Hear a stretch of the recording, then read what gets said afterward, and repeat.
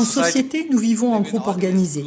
Il va continuer à y avoir des systèmes de croyances, n'est-ce pas? Ce qui veut dire qu'il va continuer à y avoir des conflits. Vous dites qu'ils vont continuer à croire? Est-ce que c'est ce que vous dites? Faites-vous une prédiction pour l'avenir? Pas forcément une prédiction. Je pense que si votre intelligence fonctionne, si vous lui permettez de fonctionner, votre intelligence est incapable de croire quoi que ce soit, n'est-ce pas ainsi? Oui ou non? Oui? Votre intelligence veut savoir. Elle n'est pas prête à croire quoi que ce soit, à vrai dire, mais vous renoncez à votre intelligence, parce que votre peur domine tellement que ça vous rassure de croire.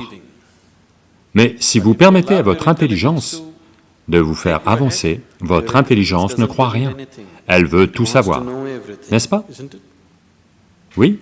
Est-ce la nature de votre intelligence? Donc, si vous permettez à votre intelligence de fonctionner, alors vous verrez, toutes vos croyances vont simplement s'effondrer, parce que vous savez que vous ne savez pas, n'est-ce pas? Mais il faut beaucoup de pression pour vous le faire admettre. Mais à vrai dire, vous savez que vous ne savez pas, n'est-ce pas? Le savez-vous? Oui. Oui. Alors où est le problème? Vous n'avez pas à l'admettre à quiconque, au moins à vous-même. Ne pouvez-vous pas admettre que, ok, je ne sais pas? Si vous ne savez pas, voyez-vous que vous devez utiliser votre intelligence? Le voyez-vous? Voyez, supposez, disons qu'il fait nuit noire, vous ne savez pas comment est le sol. Voyez-vous à quel point vous allez devenir alerte à chaque pas que vous faites? C'est comme ça, quand vous ne savez pas, tout s'allume. Elle ne fait que regarder, votre intelligence est tout activée et elle regarde. Quand vous présumez que « je sais », tout retombe et vous reprenez votre vie stupide, n'est-ce pas?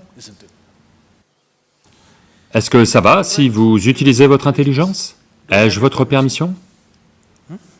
Est-ce que ça vous va si vous utilisez votre intelligence? Ou est-ce contre Dieu? Ça va.